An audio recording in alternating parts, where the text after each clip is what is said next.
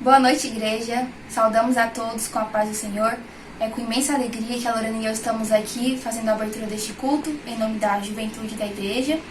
E estamos muito felizes com as notícias do pastor Odmar, que ele ganhou alta na última sexta-feira. E continuaremos em oração pela sua vida, assim também como pela vida dos outros irmãos que estão enfermos e em tratamento. Boa noite. Nossa leitura bíblica de hoje se encontra no livro de Salmos, capítulo 34, versículo 12 e 13. Leiamos. Quem é o homem que deseja a vida, que quer largos dias para ver o bem? Guarda a tua língua do mal e os teus lábios de falarem o engano.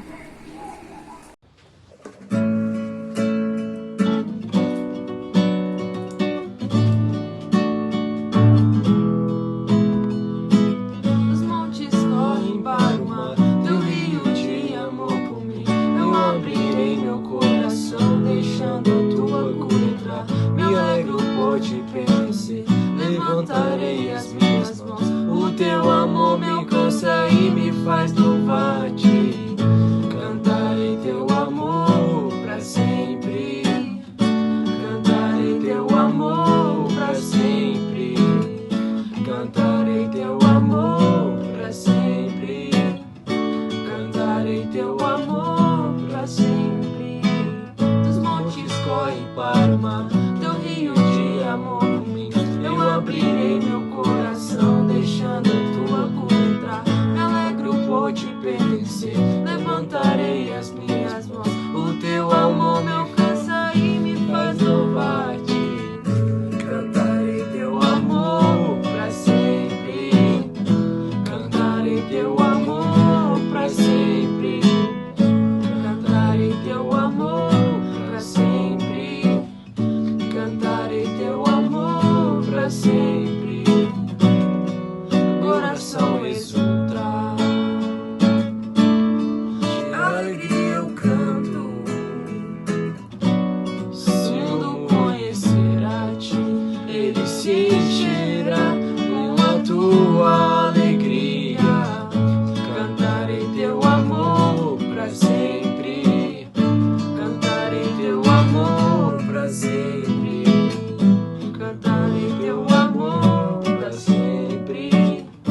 Cantarei teu amor pra sempre.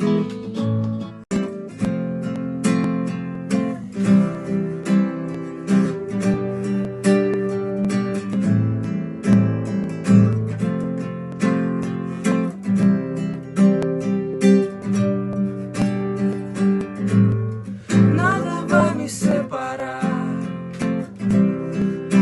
Se eu me abalar, teu amor não falha.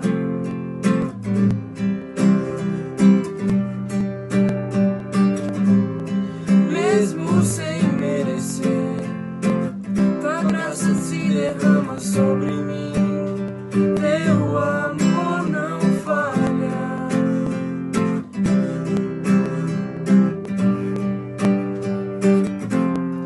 Tu és o mesmo pra sempre. Teu amor não muda. Se o choro dura uma noite, a alegria vem pela manhã. Se o mar se enfurecer, eu não tenho o que temer, pois eu sei que me amas. Teu amor não falha.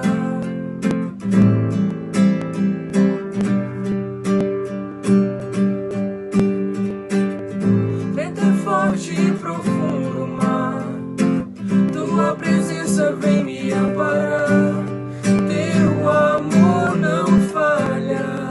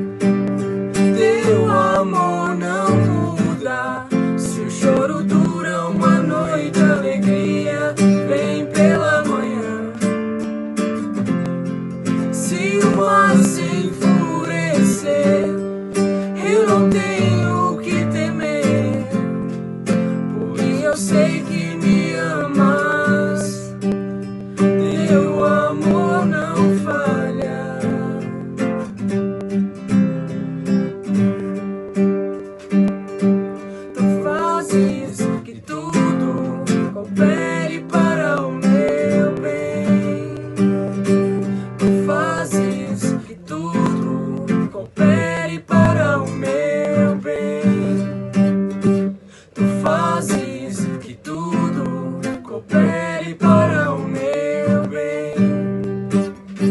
Tu fazes que tudo coopere para o meu bem. Tu és o mesmo para sempre. Teu amor não muda. Se choro dura uma noite, alegria vem pela manhã. Se o mar se enfurecer, eu não tenho o que temer, pois que eu sei que me amas. Muito obrigada, meu Deus, meu Pai, por estarmos mais uma vez aqui reunidos, Pai, para louvar e engrandecer o Teu nome, meu Deus. Obrigada, Pai, porque o Senhor tem cuidado de nós e abençoado, Pai, a cada dia. Te pedimos, meu Deus, em especial, Pai, pelas famílias da nossa igreja, Pai. Pedimos, meu Deus, que o Senhor esteja, Pai, assistindo cada um nas suas necessidades, Pai. Que o Senhor esteja, meu Deus, suprindo cada carência física, psicológica, financeira, meu Deus. Não deixe, Pai, que nenhuma família da nossa igreja passe necessidade, Pai. Te pedimos, meu Deus, que o Senhor esteja cuidando de todos aqueles que estão doentes, Pai, e em especial também daqueles que infelizmente perderam as pessoas que eles amam, Pai. Em especial, meu Deus, te pedimos pela família da irmã Nilma do Grupo Logos, Pai. Que o Senhor esteja cuidando, Pai, de cada um, esteja amparando nas suas dores, nas suas dificuldades, Pai. E que a família dela, Pai, todos os amigos, aqueles que a acompanhavam de perto, Pai, sintam o Teu amor e cuidado, Pai. Sintam a Tua presença nos corações deles, Pai. E também, Pai, pedimos que o Senhor esteja dando suporte a todos aqueles que têm passado por aflições nesse período de pandemia, Pai. Te pedimos, meu Deus, que o Senhor esteja acompanhando o nosso governo, Pai. Que o Senhor esteja abençoando os nossos governantes e os ajudando, Pai, a tomar as decisões corretas, meu Deus. Que eles estejam preocupados com o seu povo, Pai. Que os nossos governantes tomem as medidas certas pela saúde, pela economia, que os nossos médicos estejam capacitados, Pai, e que estejam também protegidos, meu Deus. Esteja com cada profissional da saúde, Pai, com cada profissional da segurança pública, meu Deus, abençoando o seu trabalho, Pai.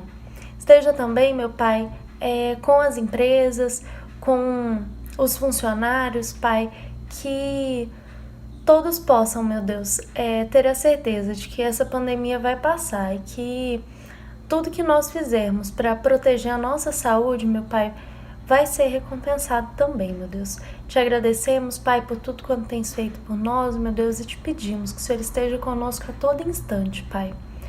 Muito obrigada por tudo, meu Deus, em nome do Teu Filho amado, Jesus.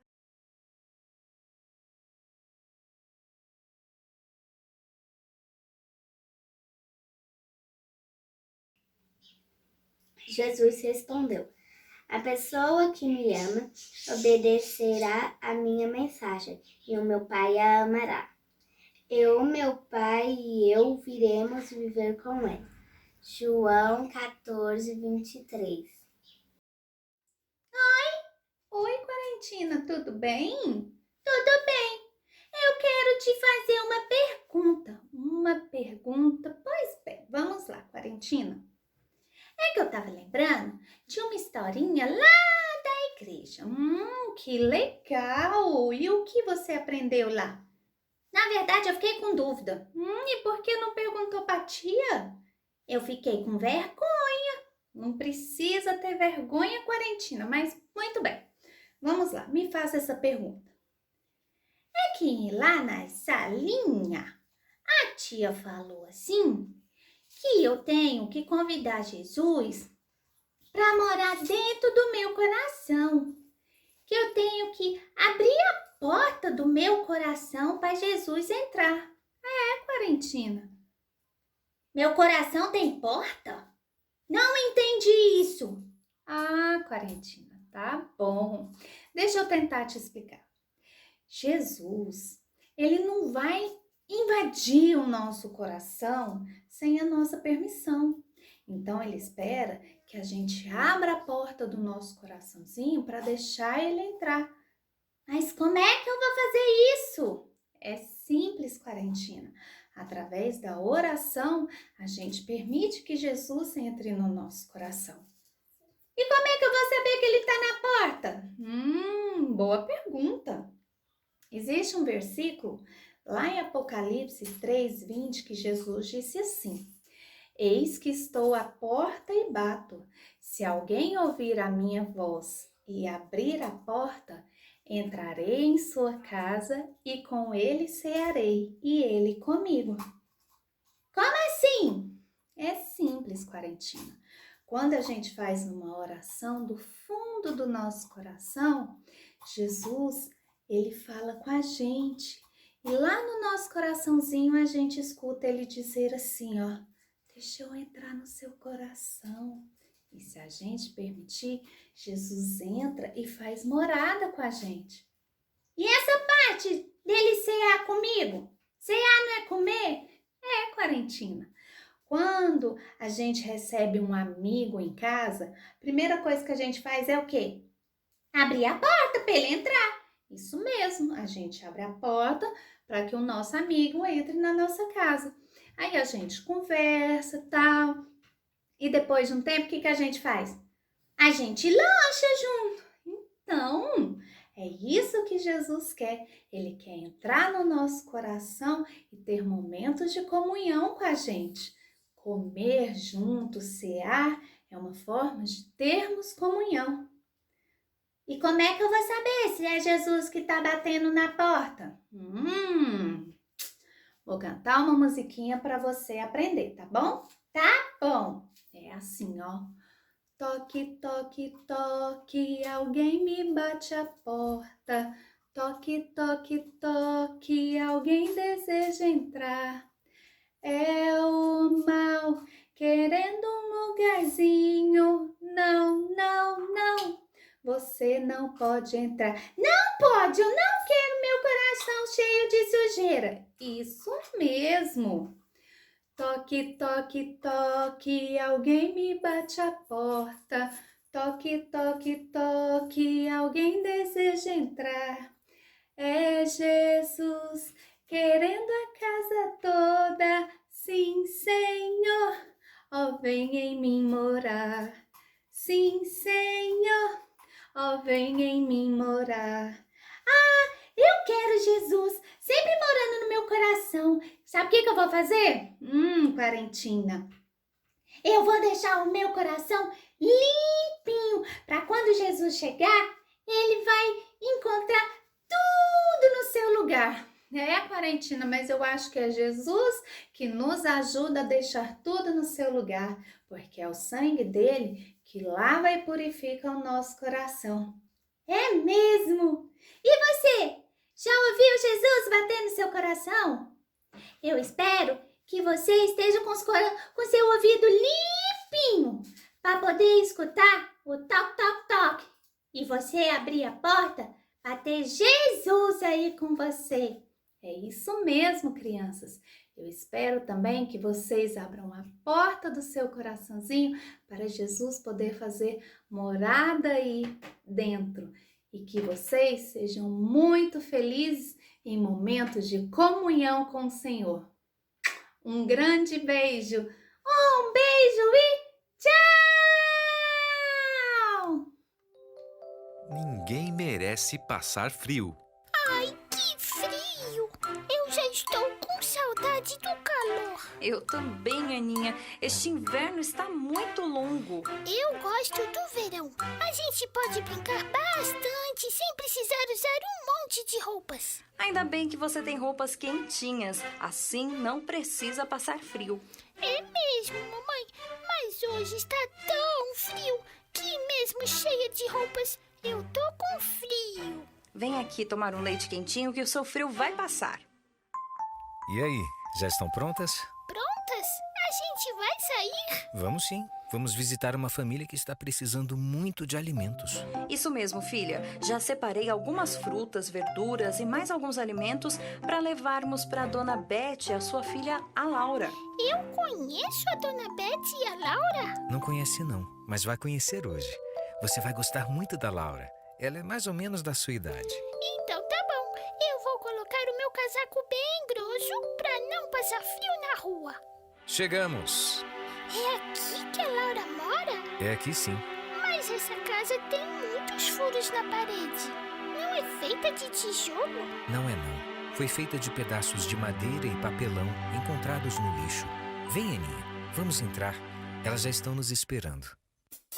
Boa tarde, Dona Beth. Como vai a senhora? Eu tô bem, e vocês? Nós estamos bem, graças a Deus. E viemos trazer umas coisinhas para a senhora e para a Laura. Puxa vida! A senhora chegou na hora certa. A gente está precisando muito de tudo isso mesmo. Aninha, esta é a Laura. Você não quer brincar com ela um pouquinho? A minha mãe tinha me falado que vocês iam vir hoje. A gente não via a hora de vocês chegarem. Eu também estava curiosa para conhecer você, Laura. Do que a gente vai brincar? Eu não tenho muitos brinquedos, mas eu gosto muito de montar castelos com essas tampinhas de garrafa que eu peguei na rua. Então, vamos montar um castelo bem grande? Vamos sim, é o castelo da princesa. Laura, você não está com frio, não? Só com essa camisetinha e sem meia no pé? Eu tô sim, Aninha, mas eu não tenho um casaco quentinho e nem meia, então eu tento esquecer que eu tô com frio. Nossa, e você não tem bonecas também? Não, uma vez eu achei uma no lixo, mas ela estava sem cabeça. Aí eu achei que não tinha graça ter uma boneca sem cabeça e deixei lá. Eu queria muito ter uma boneca. Papai, amanhã a gente pode voltar lá na casa da Laura? Por quê? Vocês não brincaram o suficiente? Brincamos sim, mas eu queria trazer umas coisinhas pra ela. Mamãe, a senhora sabia que a Laura não tem casaco e nem boneca? Eu não sabia, Aninha, mas hoje a Dona Beth me falou que elas estão precisando de muitas coisas, mas principalmente de roupas quentinhas e de alimento. Mas por que o pai da Laura não compra pra eles? Querida, a Laura não tem mais papai. Ele morreu. A Dona Beth trabalha lavando roupas para fora, mas mesmo assim o que ela ganha não é suficiente para comprar o alimento e as roupas que elas precisam. Mamãe, quando a gente chegar em casa, a senhora me ajuda a separar umas roupinhas quentinhas e uns brinquedinhos para dar para Laura. Ninguém merece passar frio. Ajudo sim, Aninha. Acho que a Laura vai ficar muito feliz. E agora, mamãe, quero separar uma boneca para dar para Laura. E qual boneca você vai levar para ela? Eu não sei, mamãe.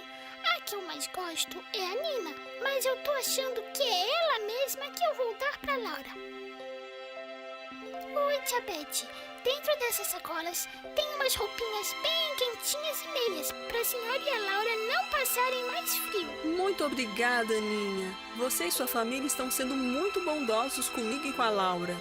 Cadê a Laura? Oi, Aninha, eu tô aqui. Olha o que eu trouxe pra você. A minha boneca preferida. Que linda! Eu posso brincar com ela um pouquinho? É claro que pode, né, Laura? Agora ela é sua. É minha? Você tá me dando? Estou sim. Eba! Eu ganhei uma boneca! Eu ganhei uma boneca! Papai do céu, muito obrigado por esse dia.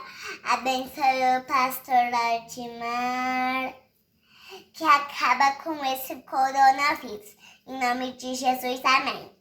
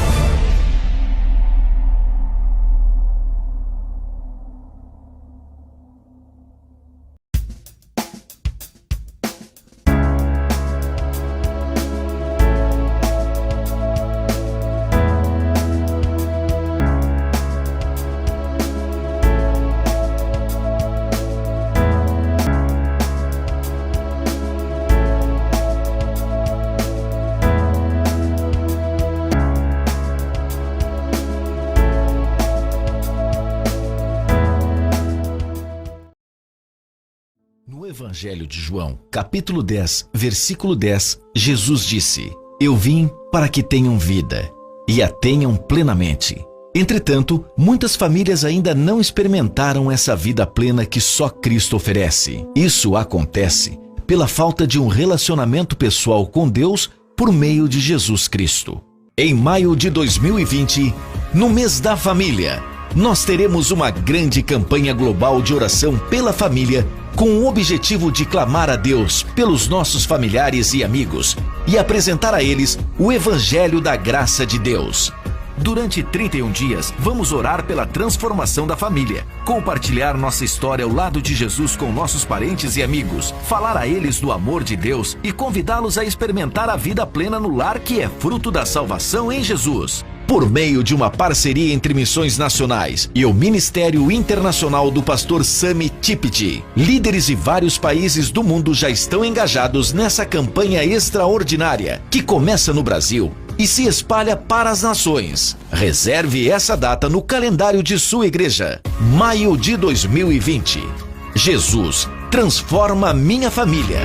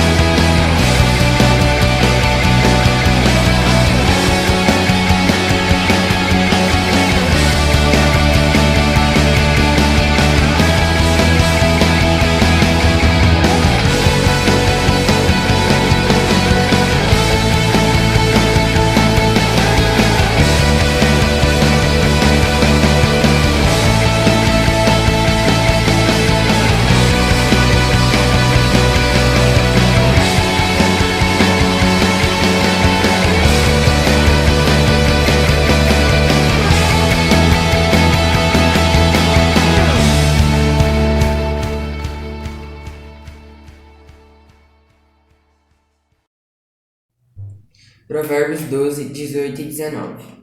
Há alguns cujas palavras são como pontas de espada, mas a língua dos sábios é saúde. O lábio de verdade ficará para sempre, mas a língua mentirosa dura só um momento.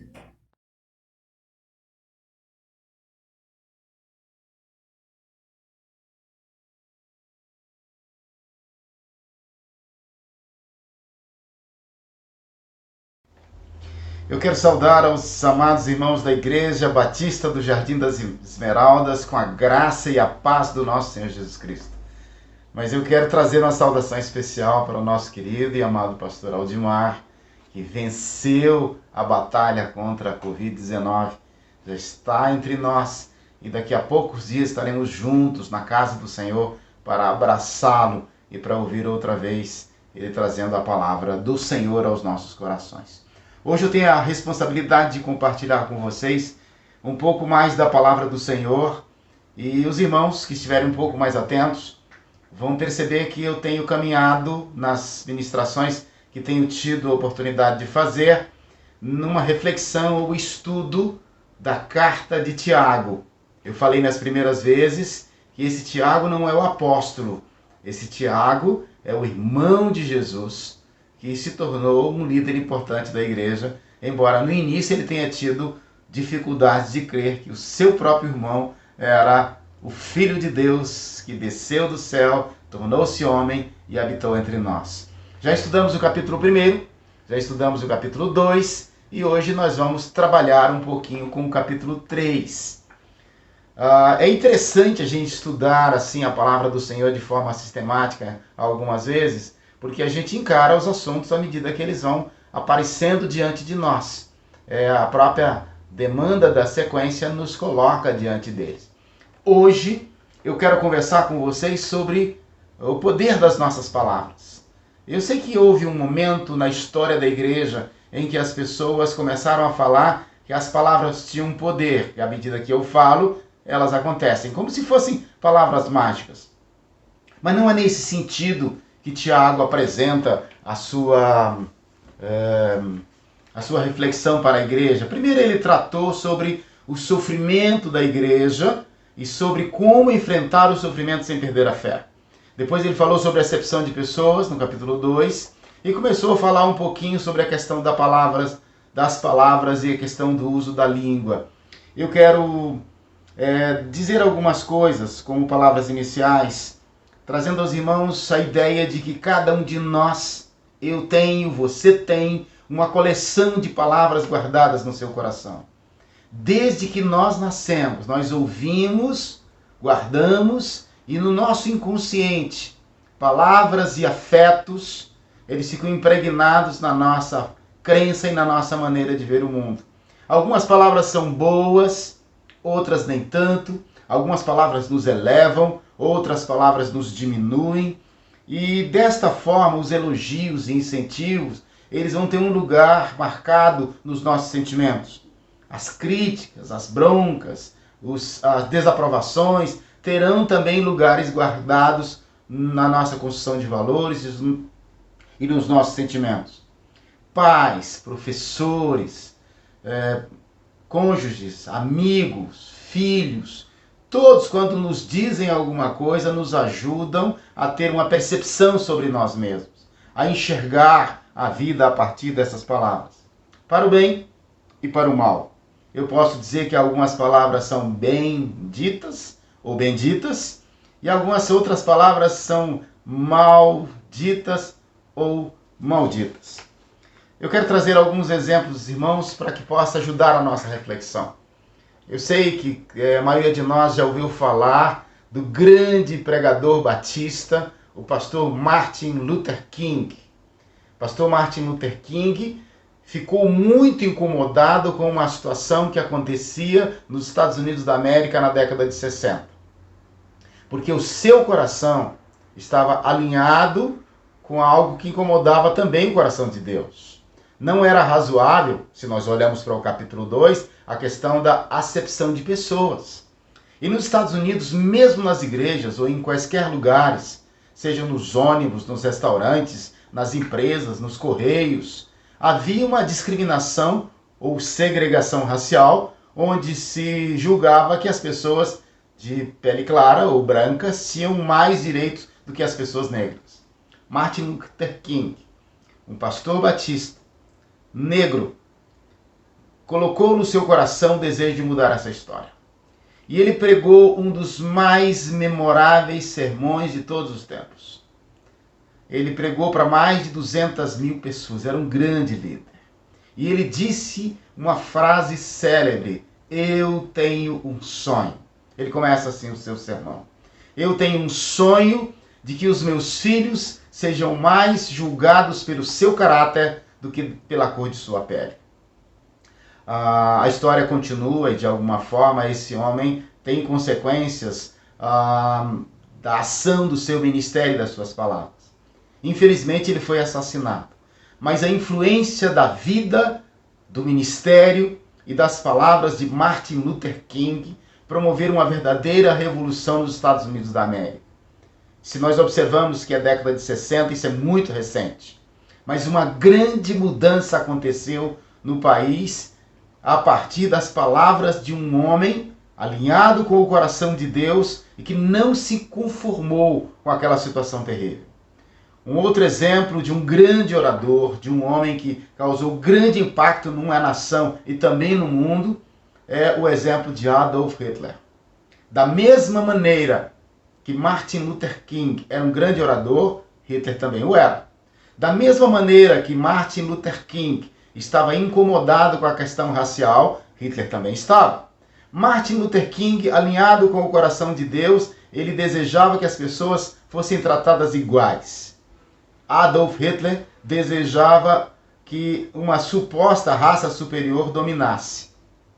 Ele conseguiu atrair para si não só os olhares, a adesão, o pegar as armas. Ele provocou a Segunda Guerra Mundial, provocou o Holocausto, onde mais de 6 milhões de judeus foram mortos, isso oficialmente, porque ao longo do mundo, por conta da guerra, muitas pessoas morreram, muito sofrimento aconteceu, e isso praticamente dividiu a história, através das palavras de um homem, porque a boca fala daquilo que está cheio o coração, que atraiu para si uma nação, atraiu para si um poder e de alguma maneira afetou a vida de muitas histórias. Ou melhor, as histórias de muitas pessoas. Se nós olhamos o capítulo 1 de Tiago, ele trata de algumas coisas muito importantes quando ele diz assim: tornai-vos, pois, praticantes da palavra, e não somente ouvintes, enganando-vos a vós mesmos. A importância que Deus dá à palavra é visível. Não é à toa que nós chamamos o texto sagrado de a palavra de Deus, porque cremos que Deus nos ilumina e nos dirige a partir da sua palavra. Não é à toa que Deus tomou a decisão de criar os céus e a terra e todo o firmamento através da palavra. Disse Deus, haja luz, e houve luz. Então, quando nós usamos das nossas palavras, ou nós usamos da boca de Deus, ou nós usamos alinhados com o coração de Deus, porque a fé vem pelo ouvir, e o ouvir a palavra de Deus. Se eu medito nesta palavra de dia e de noite, se eu tenho o meu pensamento, o meu sentimento alinhado com o coração de Deus, aquilo que sai da minha boca abençoa. Agora, sabemos também, porque está registrado em João 8,44, sobre a questão de que o diabo é homicida, porque ele mata, ele destrói, ele rouba, e ele é o pai da mentira. E ele sempre vai usar as palavras mal colocadas, a maledicência, as palavras malditas, para matar, roubar e destruir. Se estou alinhado com a palavra de Deus, eu vou falar algo que edifica. Se eu estou alinhado com a visão do maligno, o que eu falar vai destruir a vida das pessoas, vai matar os sonhos e vai roubar a esperança. Eu vou ler em Tiago, capítulo 1, versículo 4. Ou melhor, ainda no primeiro eu queria destacar o que estava no versículo 26, que diz o seguinte, 1:26. Se alguém supõe ser religioso, deixando de refrear a língua, antes enganando o próprio coração, a sua religião é vã. Se você não é capaz de dominar a sua língua, se você se julga em condições de falar mal dos outros, ainda que tenha uma suposta razão, mas dessa forma não abençoa, não ajuda, não edifica, você está dando lugar ao diabo e está entristecendo o Espírito Santo de Deus. Vamos lá no capítulo 3, e temos 3 aspectos aqui importantes, dividir em três grandes verdades sobre o uso da palavra. A primeira questão que eu quero dizer sobre a palavra, que a palavra é capaz de nos dirigir ou de dirigir as pessoas. Martin Luther King dirigiu uma nação para trabalhar contra o racismo. Adolf Hitler dirigiu uma nação, um conjunto de nações que caminhava na direção do racismo. O assunto era o mesmo, mas posturas completamente diferentes. Tiago, capítulo 3, a partir do verso 1, nos diz o seguinte: meus irmãos, não vos torneis muitos de vós mestres, sabendo que havemos de receber maior juízo, porque todos tropeçamos em muitas coisas. Se alguém não tropeçar no falar, é perfeito varão, capaz de refrear também o corpo. Observa que coisa importante. Nós temos que olhar para a nossa capacidade de refrear a língua. E a primeira coisa que eu quero colocar para vocês é essa capacidade de dirigir, porque ele faz comparações aqui com coisas que dirigem, usando a expressão, falando especificamente sobre o uso da palavra ou o uso da língua. Ora, se pomos freio na boca dos cavalos para nos obedecerem, também lhes dirigimos, lembra que eu falei do dirigir, o corpo inteiro. Observai igualmente os navios, que sendo tão grandes, batidos de rijos ventos, por um pequeníssimo leme, são dirigidos para onde queira o impulso do timoneiro. Nós, às vezes, acabamos dirigindo o rumo da vida das pessoas, dirigindo o rumo da nossa própria vida pelo uso das nossas palavras. E essa direção, ela pode ser para o bem ou para o mal. Aquela criança que os adultos sempre falam, isso tem um temperamento difícil, ela é cheia de vontade, ele é assim mesmo, isso, você não vai dar em nada. Ou as pessoas a quem nós estimulamos. Não estou falando simplesmente de psicologia positiva. Eu estou falando da capacidade que nós temos de absorver as palavras e adotar como crenças para a nossa própria vida. Aquilo que nós ouvimos, nós formamos essa própria imagem. E podemos entender também que em muitos momentos da nossa vida nós somos ajudados e abençoados por aqueles que foram capazes de trazer a palavra certa. Procure se lembrar da sua coleção de palavras. A sua professora, lá quando você era criança, seu pai ou a sua mãe quando te incentivou, quando valorizou algo que você fez, quando reconheceu a sua capacidade, alguém que te discipulou, o seu pastor lá da infância, o nosso pastor atualmente, palavras que foram ditas que nos abençoaram, ou em alguns outros momentos, palavras que as pessoas disseram que nos feriram, que nos machucaram, que nos colocaram para baixo, que destruíram sonhos, que dirigiram a nossa vida para uma direção em que nós não gostaríamos. Há algumas expressões da psicanálise que eu tomo emprestado para nós conversarmos agora. A primeira delas é o seguinte: quando a boca cala, o corpo faz o sintoma. Quando eu não falo dos meus sentimentos, eu posso adoecer o meu corpo. Não é à toa que algumas pessoas têm alergias, problemas respiratórios, a partir do guardar as mágoas, os ressentimentos. Não significa simplesmente colocar para fora. É colocar para fora no lugar certo, com o propósito adequado. Porque quando a boca fala, o corpo sara. Quando a boca fala a boa palavra, não é simplesmente dizer estou bem diante do espelho, como alguns ensinam por aí. Não é nada disso. Significa colocar para fora aquilo seu. Fica aí uma dica que tenho dado a algumas pessoas a quem eu aconselho. Quando for falar com alguém, mesmo num problema de relacionamento, fale do seu sentimento.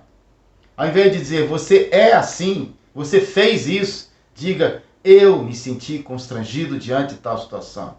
Eu sofri quando você disse tal coisa ou quando você fez tal. Você está falando de você, do seu sentimento e apontando para o outro como é que você deseja ser tratado. Essa expressão, ela nos ensina algumas coisas, mas há outros aspectos que nós podemos pensar sobre a palavra, nesse sentido do poder que a palavra tem de destruir. A partir do versículo 5, nós podemos ler e aprender o seguinte: assim também a língua, pequeno órgão, se gaba de grandes coisas. Vede como uma fagulha põe em brasas tão grande selva. Ora, a língua é fogo, o mundo de iniquidade. A língua está situada entre os membros de nosso corpo e contamina o corpo inteiro. E não só põe em chamas toda a carreira da existência humana, como também é posta ela mesma em chamas pelo inferno. Pois toda espécie de feras, de aves, de répteis e de seres marinhos se doma e tem sido domada pelo gênero humano. A língua, porém, nenhum dos homens é capaz de domar. É mal incontido, carregado de veneno mortífero. As comparações aqui sobre destruição, ele vai usar a figura do incêndio. Eu, infelizmente, já tive o desprazer de perder colega meu em incêndio florestal, fogo no mato. E eu sei que algumas pessoas não sabem, mas às vezes uma bituca de cigarro, um palito de fósforo, uma coisa simples pode gerar um grande incêndio, pode causar grande destruição. Todas as vezes que nós assistimos na televisão aqueles incêndios na Chapada dos Veadeiros, incêndios lá nos Estados Unidos, lá na Austrália, que destroem quilômetros e quilômetros de vegetação, matam muitos animais, matam pessoas. Às vezes tudo começou com uma pequena fagulha. Tudo começou com um pequeno objeto que estava ali pegando fogo. Então, nós podemos olhar para essa situação como a palavra. Quem não se lembra daquela mulher que foi confundida com uma mulher que fazia mal às crianças, porque alguém maldosamente postou nas redes sociais uma foto dela. Era uma palavra maldita e ela foi linchada e arrastada pelas ruas, como se fosse uma criminosa. Quantas pessoas tiveram a reputação, a vida destruída por coisas que foram ditas? Quantas pessoas tiraram as suas próprias vidas porque não suportaram as coisas que outras pessoas falaram? Independente de serem culpadas ou não, algumas pessoas se colocam como juízes, como pessoas que têm que, de alguma forma, como se fossem detentores de uma força de denunciar, de fofocar, de dizer, e pensam que, de alguma forma, poderão se sentir melhores se fizerem isso. A outra comparação desse texto, dessa parte do texto, sobre o destruir, ele vai falar aqui sobre o veneno mortífero, um veneno que mata. Procure se lembrar do que você disse às pessoas, com que intenção disse, o que causou na outra pessoa. Ainda que você esteja coberto de razão, ainda que a outra pessoa tenha vacilado muito com você, pense sobre as palavras e sobre o poder que ela vai ter na vida da outra pessoa. Menos mal quando você fala diretamente a ela. Menos mal que mesmo quando tomado por uma violenta emoção, você usa de palavras duras. Sabemos que a palavra dura suscita a ira, mas a palavra branda desvia o furor. Mas pior do que a palavra dura é a língua mentirosa, é o testemunho falso, é o semear contendas.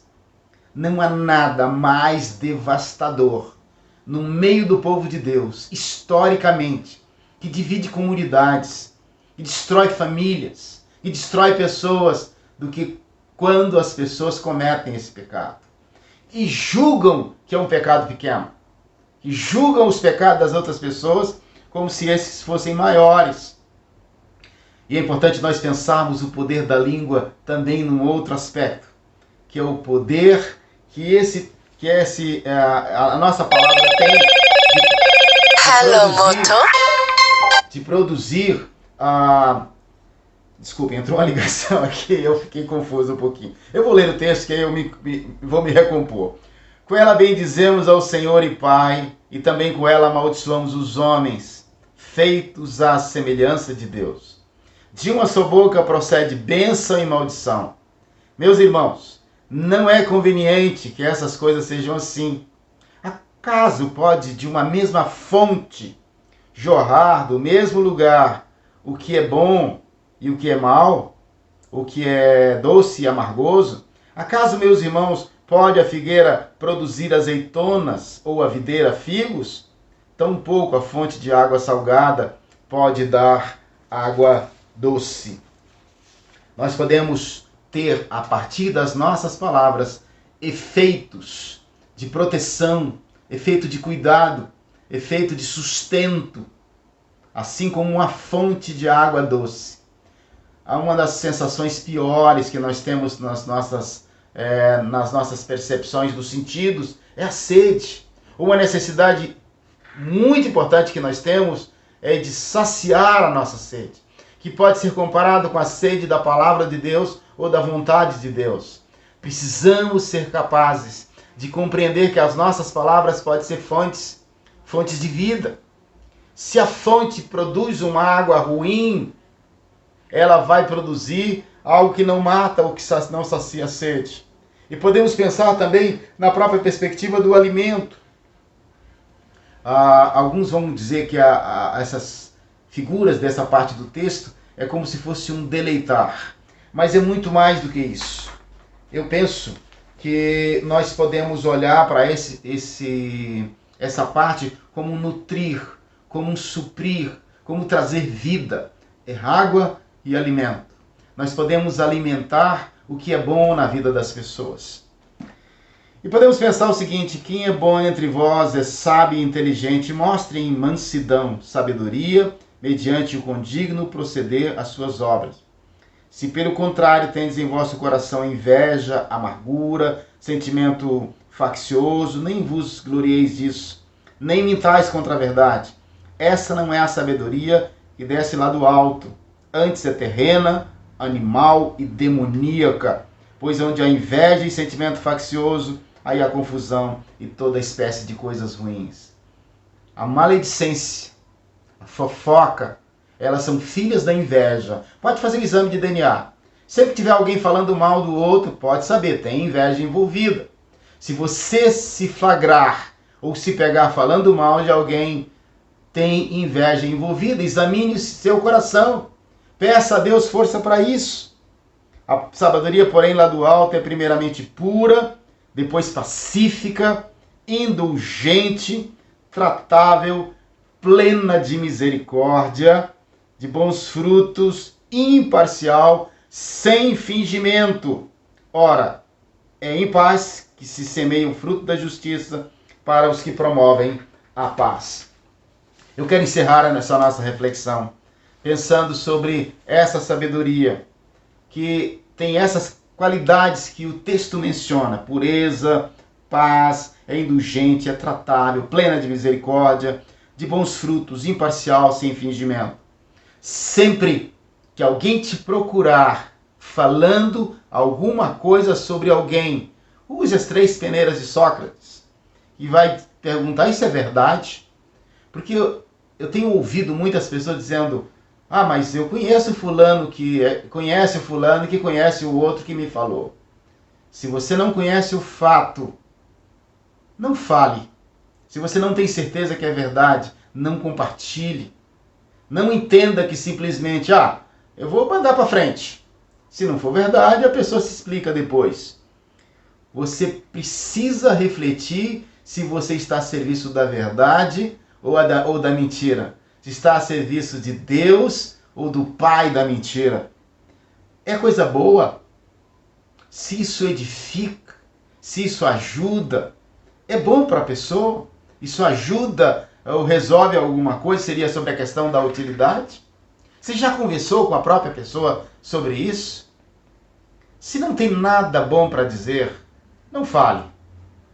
Se tem algo que vai ajudar, que vai abençoar, quantas vezes podemos até ter algo a dizer, mas que não vai produzir o fruto desejado por Deus naquele momento?